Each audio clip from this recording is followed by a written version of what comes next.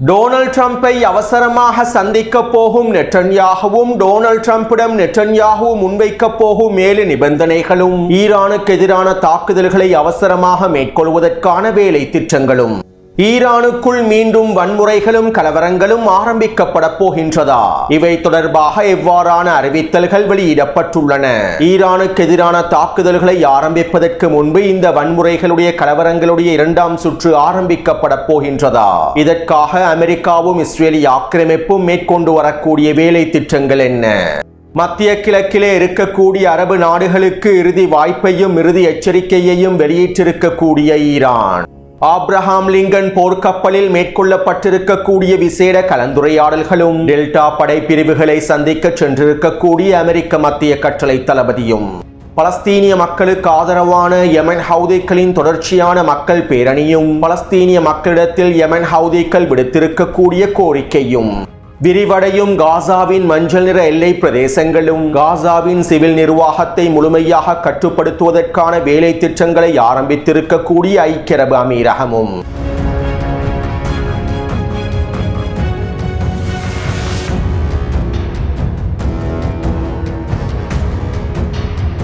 Donald ட்ரம்பினால் அமைக்கப்பட்டிருக்கக்கூடிய piece கவுன்சிலுக்கு கீழால் காசாவின் executive போர்டானது செயற்படுகின்றது. மேலும் காசாவின் எக்ஸிகியூட்டிவ் போர்டுக்கு கீழாலேயே பலஸ்தீனிய தொழில்நுட்ப குழுவானது செயற்படுகின்றது. இவ்வாறு தெரிவு செய்யப்பட்டிருக்கக்கூடிய பலஸ்தீனிய தொழில்நுட்ப குழுவே காசாவினுடைய நிர்வாகத்தை கட்டுப்படுத்தும். மேலும் காசாவின் சிவில் நிர்வாகமும் பலஸ்தீனிய தொழில்நுட்ப குழுவின் மூலமாகவே வழிநடத்தப்படும். இப்படியான நிலைமையில் காசாவின் சிவில் நிர்வாகத்தை பொறுப்பேற்பதற்காகவும் சிவில் நிர்வாகத்தினை வடிவமைப்பதற்காகவும் அதனை வழிநடத்துவதற்காகவும் ஐக்கிய அரபு அமீரகம் டொனால்ட் ட்ரம்பிடம் ஒரு கோரிக்கை ஒன்றை முன்மொழிவு ஒன்றை சமர்ப்பித்துள்ளது. காசாவின் சிவில் நிர்வாகத்தை மறைமுகமாக ஐக்கிய அரபு அமீரகத்திடம் முழுமையாக ஒப்படைப்பதற்கான முன்மொழிவுகளையே டொனால்ட் ட்ரம்பிடம் இவர்கள் முன்வைத்துள்ளார்கள். நெட்டன்யாகுவின் வழிகாட்டுதலுக்கு அமைவாகவும் காசா எக்ஸிகியூட்டிவ் போர்டிலே இருக்கக்கூடிய ஐக்கிய அரபு அமீரகத்திற்கு சார்பான தலைவர்களுடைய வழிகாட்டுதலுக்கு அமைவாகவுமே ஐக்கிய அரபு அமீரகத்தினுடைய தலைமை டொனால்ட் ட்ரம்பிடம் இந்த கோரிக்கைகளை முன்வைத்துள்ளார்கள். அத்தோடு இந்த கோரிக்கைகளும் முன்மொழிவுகளும் வெளிப்படையாக முன்வைக்கப்பட்டிருக்கக்கூடிய கோரிக்கைகள் அல்ல. காசாவின் சிவில் நிர்வாகத்தினை மறைமுகமாக கட்டுப்படுத்துவதற்காக மறைமுகமான முறையில் முன்வைக்கப்பட்டிருக்கக்கூடிய கோரிக்கையாகும். மேலும் இதற்கு டொனால்ட் ட்ரம்பினுடைய சம்மதம் முழுமையாக வழங்கப்பட்டாலும் அவை வெளிப்படுத்தப்பட மாட்டாது. சர்வதேசத்திற்கு பலஸ்தீனிய தொழில்நுட்ப குழுவே காசாவின் சிவில் நிர்வாகத்தை கட்டுப்படுத்துவது போன்று காண்பிக்கப்படும். ஆனால் உண்மையில் பலஸ்தீனிய சிவில் நிர்வாகத்தை பலஸ்தீனிய தொழில்நுட்ப குழுவினுடைய செயற்பாடுகளை ஐக்கிய அரபு அமீரகமே முழுமையாக கட்டுப்படுத்தும். ஆப்ரஹாம் உடன்படிக்கையில் இணைந்து கொண்டிருக்கக்கூடிய இஸ்ரேலிய ஆக்கிரமிப்பின் நெருங்கிய நண்பராகவும் பங்காளியாகவும் இருக்கக்கூடிய ஐக்கிய அரபு அமீரகம் காசாவின் சிவில் நிர்வாகத்தை கைப்பற்றுவதனையே இஸ்ரேலிய ஆக்கிரமிப்பும் நெட்டன்யாகுவும் விரும்புகின்றன. இதற்கமைவாகத்தான் நெட்டன்யாகுவின் அனுமதியோடு ஐக்கிய அரபு அமீரகம் டொனால்ட் ட்ரம்பினுடைய நிர்வாகத்திடம் இவை தொடர்பான முன்மொழிவுகளையும் கோரிக்கைகளையும் முன்வைத்துள்ளது. அத்தோடு இந்த தகவல்கள் அனைத்தும் கசிவடைந்த தகவல்களாகும். மத்திய கிழக்கிலே இருக்கக்கூடிய மூத்த ஊடகவியலாளர்கள் மூலமாகவே இந்த தகவல்கள் கசியவிடப்பட்டுள்ளன. மேலும் கசிவடைந்திருக்கக்கூடிய இந்த தகவல்களில் இவ்வாறு தெரிவிக்கப்பட்டுள்ளன.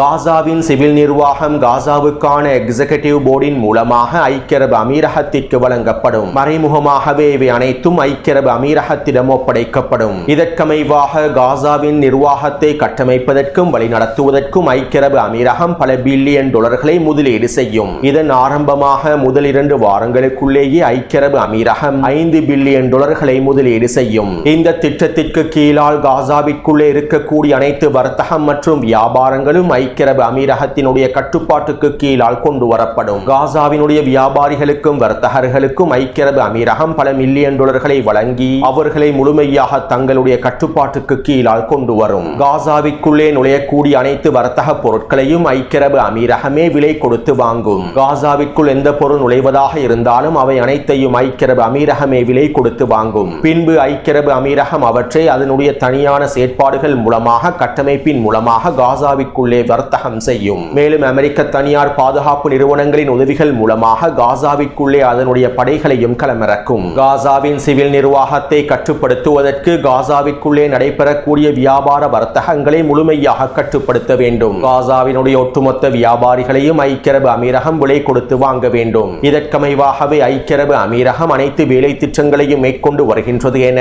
கசிவடைந்திருக்கக்கூடிய ஆவணங்களில் தெரிவிக்கப்பட்டுள்ளன.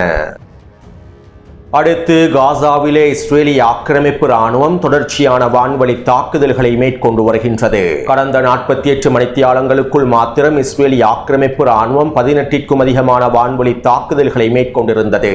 வடக்கு காசாவிலும் மத்திய காசாவிலும் கான்யூனிஸ் பிரதேசங்களிலும் உச்ச வான்வழி தாக்குதல்களை மேற்கொண்டு வருகின்றது. மேலும் தற்போது வடக்கு காசாவிலே அடுக்குமாடி குடியிருப்பு கட்டிடங்களை இலக்கு வைத்து தாக்குதல்களை வீரியப்படுத்தியுள்ளது. ஹமாஸினுடைய செயற்பாடுகள் குறித்த குடியிருப்பு கட்டிடங்களில் நடைபெறுகின்றன. இதனாலேயே நாங்கள் இவற்றை இலக்கு வைக்கின்றோம் என கூறி இஸ்ரேலிய ஆக்கிரமிப்பு குறித்த கட்டிடங்களை இலக்கு வைத்து தாக்குதல்களை மேற்கொள்கின்றது. இதற்கமைவாக வடக்கு காசாவின் மத்திய மற்றும் மேற்கு பிரதேசங்களில் 4க்கும் அதிகமான குடியிருப்பு கட்டிடங்கள் தரைமட்டமாக்கப்பட்டுள்ளன. இவை தொடர்பான காணொளிகளையும் டெலிகிராம் சேனலில் பதிவிட்டுள்ளேன். அதே போன்று வடக்கு காசாவின் ஜபலியா பிரதேசத்திலே பலஸ்தீனிய மக்களும் பலஸ்தீனிய போராளிகளும் ஒன்றிணைந்து அல்-ஹுதா பள்ளிவாயிலை மீள் கட்டமைத்தார்கள். தற்போது இஸ்ரேலிய ஆக்கிரமிப்பு குறித்த பள்ளிவாயிலை இலக்கு வைத்தும் தாக்குதல்களை மேற்கொண்டுள்ளது. அதே போன்று வடக்கு காசாவின் மேற்கு பிரதேசத்திலே சிறிய வைத்தியசாலைகளை மீள கட்டமைப்பதற்கான வேலை திட்டங்களை மேற்கொண்டு வருகின்றார்கள். இவற்றை இலக்கு வைத்தும் இஸ்ரேலிய ஆக்கிரமிப்பு உச்ச வான்வழி தாக்குதல்களை மேற்கொண்டு வருகின்றது. அதாவது காசாவிற்குள்ளே பலஸ்தீனிய போராளிகளும் பலஸ்தீனிய மக்களும் ஒன்றிணைந்து எந்தவிதமான மீள கட்டமைப்புகளையும் மேற்கொள்ளக்கூடாது என்பதற்காகவும் ஹமாஸின் திட்டத்திற்கமைவாக காசாவின் மேல் கட்டமைப்புகளை சிதைக்க வேண்டும் என்பதற்காகவுமே இந்த வான்வழி தாக்குதல்களை மேற்கொண்டு வருகின்றது.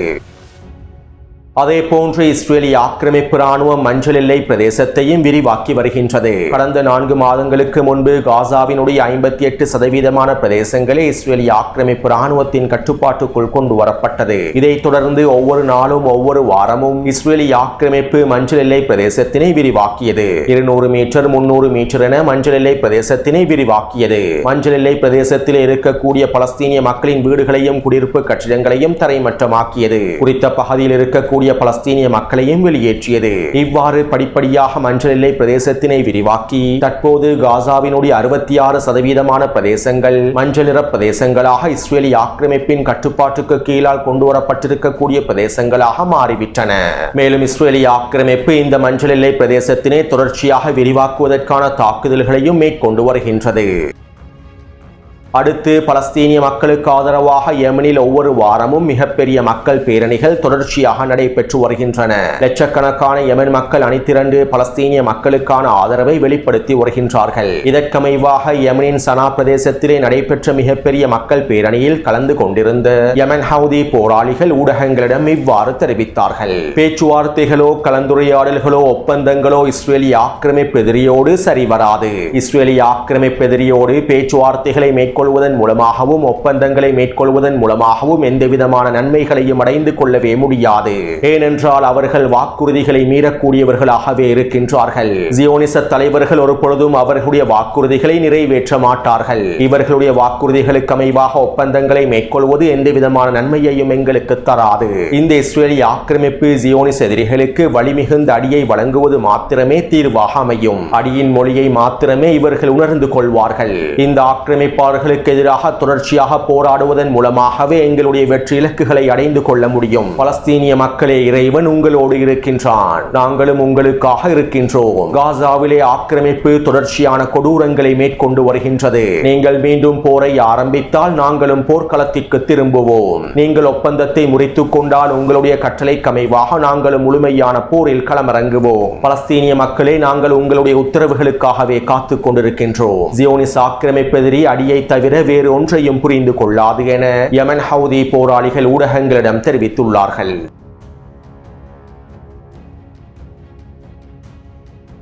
மத்திய கிழக்கு பிராந்தியத்திலே இருக்கக்கூடிய அரபு நாடுகளுக்கு இறுதி வாய்ப்பாகவும் இறுதி எச்சரிக்கையாகவும் ஈரானிய வெளியுறவுத்துறை அமைச்சர் அப்பாஸ் அரக்சி அவர்கள் விசேட உரையொன்றை முன்வைத்திருந்தார். மேலும் குறித்த உரையில் அவர் இவ்வாறு தெரிவித்துள்ளார். மேற்கு ஆசியாவிலும் அதற்கு அப்பாலும் நீதிக்கான வரையறுக்கும் கேள்வி பலஸ்தீனமாகும். பலஸ்தீனம் என்பது எங்களுடைய பிராந்தியத்தின் மூலோபாய மற்றும் தார்மீக திசை காட்டியாகும். இந்த பிராந்தியத்தினுடைய முதன்மை பிரச்சனையாக மாத்திரமல்லாமல் ஒட்டுமொத்த உலகின் முதன்மை பிரச்சனை பிரச்சனையாகவும் பலஸ்தீனிய பிரச்சனையே காணப்படுகின்றது. சர்வதேச சட்டங்கள், மனித உரிமை நிறுவனங்கள், மனித உரிமை செயற்பாடுகள் ஒடுக்கப்பட்ட நசுக்கப்பட்ட மக்களை பாதுகாப்பதற்காக செயற்படுகின்றதா அல்லது சக்தி வாய்ந்த வல்லரசுகளை பாதுகாப்பதற்காக அவர்களை நியாயப்படுத்துவதற்காக செயற்படுகின்றதா என்பதனை பலஸ்தீனிய விவகாரத்தின் மூலமாக இந்த ஒட்டுமொத்த உலகமும் தெளிவாக புரிந்து கொண்டுள்ளது. இன்று பலஸ்தீனிய மக்களுக்கு எதிரான அட்டூழியங்களும் கொடூரங்களும் எல்லைகளை தாண்டிவிட்டன. காசாவிலே நாங்கள் காண்பது வெறும் போர் அல்ல, மனித இனப்படுகொலையாகும். சமமற்ற சக்திகளுக்கிடையிலான மோதல்களே காசாவில் நடைபெறுகின்றன. இந்த சமமற்ற மோதலில் பலஸ்தீனிய மக்களில் அதிகமானோரை இவர்கள் அழித்து விட்டார்கள். காசாவிலே இஸ்ரேலிய ஆக்கிரமிப்பு மேற்கொண்டு வரக்கூடிய கொடூரங்களும் அட்டூழியங்களும் ஒட்டுமொத்த உலகின் மனசாட்சியையும் காயப்படுத்தியுள்ளன. தற்போது சர்வதேச சட்டமோ மனித உரிமைகளோ மதிக்கப்படுவதில்லை. ஒரு அரசு போதுமான பாதுகாப்பை பெற்றுக் கொண்டிருந்தால், தேவையான அனைத்து வளங்களையும் பெற்றுக் கொண்டிருந்தால், அது பொதுமக்களுக்கு எதிராக தாக்குதல்களை மேற்கொள்கின்றது. பொதுமக்களை இலக்கு வைத்து குண்டு வீசுகின்றது. மக்களை முற்றுகையிட்டு அவர்களை பட்டினியால் கொலை செய்கின்றது. உண்மையில் இவை அனைத்தும் தற்போதைய சர்வதேச சட்டங்கள் அல்ல, இவை அனைத்தும் காட்டின் சட்டங்களாகும். மத்திய கிழக்கு பிராந்தியத்திலே இஸ்ரேலிய ஆக்கிரமிப்பு அதனுடைய விரிவாக்க திட்டத்தினை தொடர்ச்சியாக மேற்கொண்டு வருகின்றது. இஸ்ரேலிய ஆக்கிரமிப்பு எந்த ஒரு சர்வதேச சட்டத்தையும் மதிப்பதில்லை, அனைத்து சர்வதேச சட்டங்களையும் மீறுகின்றது. மேலும் இஸ்ரேல் அனைத்து பயங்கரவாத நடவடிக்கைகளையும் மேற்கொள்கின்றது. ஆனால் இந்த பயங்கரவாத நடவடிக்கைகளை யாருமே தட்டி கேட்பதில்லை. காசாவின் பிரச்சனையானது அழிவின் மூலமாகவும் பலஸ்தீனிய மக்களுடைய இடப்பெயர்ச்சியின் மூலமாகவும் தீர்க்கப்பட்டால், காசாவுக்கு அடுத்தபடியாக வெஸ்ட் பேங்க் பிரதேசத்திலும் இதே நிலைமை தான் ஏற்படும். ஏனென்றால் இது கிரேட் இஸ்ரேல் திட்டத்தினுடைய ஒரு பகுதியாகவே நடைமுறைப்படுத்தப்படுகின்றது. மேலும் இஸ்ரேலின் இந்த விரிவாக்க திட்டம் அண்டை நாடுகளிலும் மிகப்பெரிய தாக்கத்தை ஏற்படுத்தியுள்ளது. இஸ்ரேலுக்கு எதிராக எந்த தடைகளும் விதிக்கப்படுவதில்லை. இதனால் இஸ்ரேல் அதனுடைய ஆயுத வரம்புகளை விரிவாக்கி வருகின்றது. எந்த விதமான எல்லையும் இல்லாமல் இஸ்ரேல் அதனுடைய ஆயுத வரம்புகளை விரிவாக்கியுள்ளது. பேரழிவு தரக்கூடிய தடை செய்யப்பட்டிருக்கக்கூடிய ஆயுதங்களையும் இஸ்ரேல் உற்பத்தி செய்துள்ளது. அனைத்து விதமான கொடூரமான ஆயுதங்களையும் இஸ்ரேல் வைத்துள்ளது. ஆனால் இவற்றை நிராயுத பாணியாக்குவதற்கு யாருமே முற்படுவதில்லை. சர்வதேச சட்டமோ சர்வதேச நிறுவனங்களோ மனித உரிமை அமைப்புகளோ இஸ்ரேலிய ஆக்கிரமிப்பின் கொடூரமான ஆயுதங்களை நிராயுத பாணியாக்குமாறு கட்டளையிடுவதில்லை. இஸ்ரேலினுடைய எல்லை மீறி ஆயுத வரம்புகளை கட்டுப்படுத்துவதற்கு இவர்கள் முயற்சி செய்வதும் இல்லை. எந்த விதமான தடைகளையும் இஸ்ரேலிய ஆக்கிரமிப்புக்கு வழங்குவதில்லை. அதே நேரம் நாங்கள் தற்காப்புக்காக வைத்திருக்கக்கூடிய ஆயுதங்களை கீழே வைக்குமாறும் எங்களை நிராயுத பாணியாக்குமாறும் இவர்கள் கட்டளையிடுகின்றார்கள். எங்களிடம் இருக்கக்கூடிய ஏவுகணைகளை பற்றியும் ஆயுதங்களை பற்றியும் பேசக்கூடியவர்கள் இஸ்ரேலிய ஆக்கிரமிப்பிடம் இருக்கக்கூடிய எல்லையற்ற வரம்பற்ற தடை செய்யப்பட்ட ஆயுதங்களை பற்றி பேசுவதில்லை. மேலும் தற்காப்புக்காக இருக்கக்கூடிய எங்களுடைய ஆயுதங்களையும் எதிர்ப்பு குழுக்களுடைய ஆயுதங்களையும் நிராயுத பாணியாக்குமாறே இவர்கள் கட்டளையிடுகின்றார்கள். மற்ற நாடுகளுடைய விவகாரங்களுக்குள் தலையிட்டு அவர்களை அடக்குவதற்கே இவர்கள் முயற்சி செய்கின்றார்கள். உண்மையில் இது ஆயுத கட்டுப்பாடல்ல, சர்வதேசத்தினுடைய பாதுகாப்பை உறுதி செய்வதல்ல, பிராந்தியத்திலே அமைதியை ஏற்படுத்தக்கூடிய முயற்சி அல்ல. இது ஒரு சமத்துவமற்ற கொள்கைகளை கொண்டிருக்கக்கூடிய சர்வதிகாரமாகும். பலஸ்தீனிய பிரச்சனை ஒரு மனிதாபிமான பிரச்சனை மாத்திரமல்ல, இது ஒரு மூலோபாய பிரச்சனையாகும். இந்த பிரச்சனையானது காசா மற்றும் வெஸ்ட் பேங்கை பற்றிய பிரச்சனை அல்ல, மத்திய கிழக்கு பிராந்தியத்தின் எதிர்காலம் பற்றிய உலக ஒழுங்கு விதிகள் பற்றிய மிகப்பெரிய பிரச்சனையாகும். காசாவுக்கும் வெஸ்ட் பேங்குக்கும் அடுத்தபடியாக இஸ்ரேலிய ஆக்கிரமிப்பு மத்திய கிழக்கிலே இருக்கக்கூடிய ஏனைய நாடுகளையே குறிவைக்கும். எனவே நாங்கள் இந்த சந்தர்ப்பத்தில் என்ன செய்ய வேண்டும்? பலஸ்தீனிய மக்களுக்கு கவலைகளை தெரிவித்து பலஸ்தீனிய மக்களுடைய கவலைகளுக்காக அறிக்கைகளை மாத்திரம் விடுவதனால் எதுவுமே நடைபெறப் போவதில்லை. பலஸ்தீனிய மக்களின் கவலைகளை அறிக்கைகள் மூலமாக பகிர்ந்து கொள்வதனால் எதுவுமே நடைபெறப் போவதில்லை. தற்போது பிராந்தியத்தில் இருக்கக்கூடிய அனைவரும் ஒன்றிணைந்து செயற்படக்கூடிய நேரம் வந்துவிட்டது. இராஜதந்திர ரீதியில், பொருளாதார ரீதியில், பாதுகாப்பு ரீதியில் நாங்கள் அனைவரும் ஒன்றிணைந்து செயற்பட வேண்டும். பிராந்தியத்திலே எங்களுடைய நலன்களை பாதுகாப்பதற்காக நாங்கள் ஒன்றிணைந்து செயற்பட வேண்டும். இதற்கமைவாக பிராந்தியத்தில் இருக்கக்கூடிய அனைவரும் ஒன்றிணைந்து இஸ்ரேலுக்கு எதிராக உச்ச பொருளாதார தடைகளை விதிக்க வேண்டும். இஸ்ரேலுக்கு எதிராக இராணுவ கட்டுப்பாடுகளையும் உளவுத்துறை கட்டுப்பாடுகளையும் விதிக்க வேண்டும். மத்திய கிழக்கு பிராந்தியத்தில் இஸ்ரேலிய ஆக்கிரமிப்பின் விரிவாக்க கொள்கைகளை முடக்குவதற்காக ஒன்றிணைந்து செயற்பட வேண்டும். சுதந்திர பலஸ்தீனத்தை உருவாக்குவதற்கு தேவையான அனைத்து விதமான வேலை திட்டங்களையும் நாங்கள் ஒன்றிணைந்து மேற்கொள்ள வேண்டும். இல்லாவிட்டால் காசாவுக்கும் வெஸ்ட் பேங்குக்கும் அடுத்ததாக நீங்கள் அனைவரும் பாதிக்கப்படுவீர்கள். ஆக்கிரமிப்பு மத்திய கிழக்கு பிராந்தியத்தில் உங்களையும் விட்டு வைக்கப் போவதில்லை. காசாவுக்கும் வெஸ்ட் பேங்குக்கும் அடுத்தபடியாக அதனுடைய விரிவாக்கம் உங்களுடைய நாடுகளையும் வந்தடையும். உண்மையில் இது மோதலை பற்றியதல்ல. நாங்கள் ஒன்றிணைந்து ஒரு கூட்டு பலத்தை இந்த பிராந்தியத்தில் விதைக்க வேண்டும். இந்த கூட்டு பலத்தின் மூலமாக மத்திய கிழக்கு பிராந்தியத்தினை மாற்றுவதற்கு செய்வதற்கான முயற்சிகளை தோற்கடிக்க முடியும். தற்போது ஆக்கிரமிப்பாளர்கள் புதிய மத்திய கிழக்கை உருவாக்குவதற்கு முயற்சி செய்கின்றார்கள். இதனால் நாங்கள் அனைவரும் ஒன்றிணைந்து எங்களுடைய கூட்டு பலத்தை பயன்படுத்தி மத்திய கிழக்கு மறுவடிவமைக்கப்படுவதனை தடுத்து நிறுத்த வேண்டும். யாரும் தற்போதைய நிலைமைகளை தவறாக கணக்கிட வேண்டாம். இஸ்ரேலிய ஆக்கிரமிப்பை சட்டத்திற்கு மேலால் செயற்படுவதற்கு அனுமதிப்பதன் மூலமாக, அனைத்து சட்டங்களையும் மீறி இஸ்ரேலிய ஆக்கிரமிப்பை செயற்படுவதற்கு அனுமதிப்பதன் மூலமாக பிராந்தியத்திலே ஒரு பொழுதும் ஸ்திரத்தன்மையையும் அமைதியையும் ஏற்படுத்தவே முடியாது. மேலும் இதன் மூலமாக பிராந்தியத்தில் மோதல்களை விரிவடையும். தற்போது பாதை தெளிவாக உள்ளது. பலஸ்தீனிய மக்களுக்கான நீதி கிடைக்கப்பட வேண்டும். மத்திய கிழக்கு பிராந்தியத்திற்கான ஒழுங்கு உருவாக்கப்பட வேண்டும். இல்லாவிட்டால் இதற்கான பின் விளைவுகளை பிராந்தியத்தில் இருக்கக்கூடிய ஒவ்வொரு நாடுகளும் அனுபவிப்பார்கள் என ஈரானிய வெளியுறவுத்துறை அமைச்சர் அப்பாஸ் அரக்சி அவர்கள் தெரிவித்துள்ளார். ஈரானிய வெளியுறவுத்துறை அமைச்சர் அப்பாஸ் அரக்சி அவர்களுடைய இந்த கருத்துக்கள் மத்திய கிழக்கில் இருக்கக்கூடிய அரபு நாடுகளுக்கு வழங்கப்பட்டிருக்கக்கூடிய இறுதி எச்சரிக்கையாகவும் இறுதி வாய்ப்பாகவுமே பார்க்கப்படுகின்றது.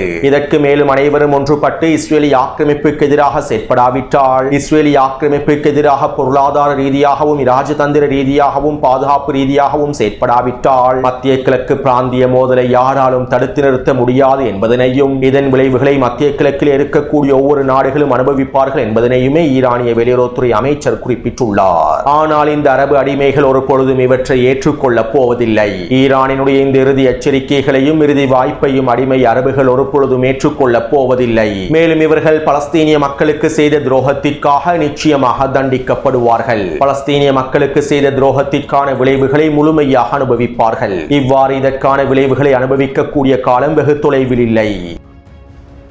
அடுத்து ஓமான் கலந்துரையாடல்களுக்கு பின்பு புறப்பட்ட மத்திய கட்டளை தளபதி பிராட் கூப்பர் அரேபிய கடலில் நிலைநிறுத்தப்பட்டிருக்கக்கூடிய ஆப்ரஹாம் லிங்கன் கப்பலில் களமிறங்கியுள்ளார். மேலும் ஜரெட் குஷ்னரும் ஸ்டீவ் விட்கோஃபும் குறித்த ஆப்ரஹாம் லிங்கன் கப்பலிலேயே களமிறங்கியுள்ளார். நேற்றைய தினம் ஆப்ரஹாம் லிங்கன் போர்க்கப்பலில் விசேட கலந்துரையாடல்கள் மேற்கொள்ளப்பட்டுள்ளன. ஈரானுக்கு எதிரான தாக்குதல்களை மேற்கொள்வது தொடர்பாகவும், ஈரானுக்கு எதிரான தயார்படுத்தல்கள் தொடர்பாகவும் மிக முக்கியமான பேச்சுவார்த்தைகளையும் தயார்படுத்தல்களையும் மேற்கொண்டுள்ளார்கள். அத்தோடு ஈரானின் வடகிழக்கு எல்லையோடு இணைக்கப்பட்டிருக்கக்கூடிய துர்க்மெனிஸ்தான் நாட்டிலே அமெரிக்கா அதனுடைய டெல்டா படைப்பிரிவுகளை களமிறக்கியுள்ளது. மேலும் இன்றைய தினம் குறித்த டெல்டா படைகளோடு அமெரிக்க மத்திய கட்டளை தளபதி விசேட கலந்துரையாடல்களை மேற்கொள்ளப் போவதாகவும் சில தகவல்கள் வெளியாகியுள்ளன. அடுத்து வருகின்ற புதன்கிழமை நெட்டன்யாஹூ அமெரிக்காவுக்கு விஜயம் செய்து டொனால்ட் ட்ரம்பை சந்திக்கப் போகின்றார். வருகின்ற பிப்ரவரி 18 மற்றும் 19 திகதிகளிலேயே நெட்டன்யாஹூ டொனால்ட் ட்ரம்பை சந்திப்பதற்கு அமெரிக்காவுக்கு விஜயம் செய்வதற்கு திட்டமிட்டிருந்தார். இருப்பினும் தற்போதைய நிலைமைகளில் டொனால்ட் ட்ரம்பை அவசரமாக சந்திப்பதற்கு நெட்டன்யாஹூ வருகின்ற புதன்கிழமையே செல்லப் போகின்றார். மேலும் இந்த சந்திப்பின் போது ஈரான் தொடர்பான பேச்சுவார்த்தைகளை மேற்கொள்வார் என்றும், ஈரானுக்கு எதிரான தாக்குதல் திட்டங்களை முழுமையாக முன்வைப்பார் என்றும் இஸ்ரேலிய ஆக்கிரமிப்பு ஊடகங்கள் தெரிவித்துள்ளன. அது மட்டுமல்லாமல் டொனால்ட் ட்ரம்பிடம் நெட்டன்யாஹூ 7 நிபந்தனைகளையும் கோரிக்கைகளையும் முன்வைக்கப் போவதாகவும், ஈரானுடனான பேச்சுவார்த்தைகளில் இவை அனைத்தும் சேர்த்துக் கொள்ளப்பட வேண்டும் என்றும் இஸ்ரேலிய ஆக்கிரமிப்பு ஊடகங்கள் தெரிவித்துள்ளன. ஒன்று, ஈரானின் அணுசக்தி திட்டங்கள் அனைத்தும் முழுமையாக ரத்து செய்யப்பட வேண்டும். இரண்டாவது, யுரேனியம் செறிவூட்டலை பூஜ்ஜியமாக்க வேண்டும். மூன்றாவது, யுரேனியம் செறிவூட்டலுடன் தொடர்பு பட்டிருக்கக்கூடிய அனைத்து திறன்களையும் முழுமையாக முடக்க வேண்டும். நான்காவது, செறிவூட்டப்பட்ட யுரேனியத்தினை ஈரானை விற்று முழுமையாக நாடு கடத்த வேண்டும். ஐந்தாவது, ஈரானிய ஏவுகணை வரம்பு 300 கிலோமீட்டருக்கு உட்படுத்தப்பட வேண்டும். ஆறாவது, பிராந்தியத்திலே எதிர்ப்பற்றுக்களுக்கான ஆதரவை முழுமையாக நீக்க வேண்டும். ஏழாவது, ஈரானை தொடர்ச்சியாக கண்காணிக்க வேண்டும். அமெரிக்கா மற்றும் இஸ்ரேலிய ஆக்கிரமிப்பின் கண்காணிப்புக்கு கீழாலேயே ஈரானினுடைய அனைத்து செயற்பாடுகளும் நடைபெற வேண்டும் என 7 நிபந்தனைகளை நெட்டன்யாஹூ டொனால்ட் ட்ரம்பிடம் முன்வைக்கப் போவதாக இஸ்ரேலிய ஆக்கிரமிப்பு ஊடகங்கள் தெரிவித்துள்ளன. அத்தோடு இந்த நிபந்தனைகளை ஈரான் ஒரு பொழுதும் ஏற்றுக்கொள்ளப் போவதில்லை. மேலும் நெட்டன்யாஹூவின் இந்த கோரிக்கைகளை நினைத்தால் வேடிக்கையாகவே இருக்கின்றன. அடுத்து தெஹ்ரானில் இருக்கக்கூடிய வியாபாரிகள் ஒன்றிணைந்து வருகின்ற பிப்ரவரி 17, 18, 19 திகதிகளில் மீண்டும் அமைதி ஆர்ப்பாட்டங்களை மேற்கொள்வதற்கு அழைப்பு விடுத்திருப்பதாக அமெரிக்க ஊடகங்கள் செய்திகளை வெளியிட்டுள்ளன. தெஹ்ரான் கிரேன் பஜாரில் இருக்கக்கூடிய அனைத்து வியாபாரிகளும் ஒன்றிணைந்து இதற்கான அழைப்பை விடுத்துள்ளார்கள் என்றும், ஈரான் முழுவதும் மீண்டும் அமைதி ஆர்ப்பாட்டங்களை ஆரம்பிப்பதற்கான வேலை திட்டங்கள் மேற்கொள்ளப்பட்டு வருவதாகவும் வால் ஸ்ட்ரீட் ஜேர்னல் ஊடகம் தெரிவித்துள்ளது. அதே நேரம் இவை தொடர்பாக ஈரானிய ஊடகங்கள் எந்தவிதமான செய்திகளை கருத்துக்களையும் வெளியிட்டிருக்கவில்லை. ஒருவேளை மேற்குலக ஊடகங்களே இவ்வாறு ஆர்ப்பாட்டங்களுக்கு அழைப்பு விடுக்கப்பட்டுள்ளது என பிரச்சாரங்களை மேற்கொண்டு வருகின்ற 17-18 திகதிகளில் மிகப்பெரிய கலவரங்களை உருவாக்குவதற்கு திட்டமிட்டிருக்கலாம். எனவே எது எவ்வாறு இருப்பினும் தற்போது ஈரானுக்குள்ளே இரண்டாம் சுற்று கலவரங்களையும் வன்முறைகளையும் ஆரம்பிப்பதற்கான வேலை திட்டங்கள் உச்சளவில் மேற்கொள்ளப்பட்டு வருவதாக தெரிவிக்கப்படுகின்றது. ஈரானுக்கு எதிரான அடுத்த கட்ட தாக்குதல்களை ஆரம்பிப்பதற்கு முன்பு வன்முறைகளையும் கலவரங்களையும் மீண்டும் ஆரம்பிப்பதற்கு அமெரிக்காவும் இஸ்ரேல் ஆக்கிரமிப்பு முயற்சி செய்கின்றன. ஒருவேளை இந்த கலவரங்களுக்கு மத்தியில் வன்முறைகளுக்கு மத்தியில் ஈரானிய தலைவர்களை இலக்கு வைத்து தாக்குதல்களை மேற்கொள்வதற்கும் இவர்கள் திட்டமிட்டிருக்கலாம். இதற்கமைவாகவே தற்போது அமெரிக்காவும் இஸ்ரேல் ஆக்கிரமிப்பும் காய் நகர்த்தல்களையும் மேற்கொண்டு வருகின்றது. அத்தோடு மீண்டும் கலவரங்கள் ஆரம்பிக்கப்பட்டால் வன்முறைகள் ஆரம்பிக்கப்பட்டால் அவற்றை முழுமையாக கட்டுப்படுத்துவதற்கு ஈரானும் தயாராகவே உள்ளது. இன்னும் தெளிவாக குறிப்பிடுவதாக இருந்தால் இந்த கலவரங்களும் ஆர்ப்பாட்டங்களும் ஆரம்பிக்கப்படுவதற்கு முன்பே அவற்றை கட்டுப்படுத்துவதற்கான எல்லாவிதமான வேலை திட்டங்களையுமே ஈரான் மேற்கொண்டு வருகின்றது. எனவே இந்த காணொளி தொடர்பான கருத்துக்களை பதிவிடுங்கள். தொடர்ந்தும் என்னுடன் இணைந்திருங்கள். நன்றி, வணக்கம்.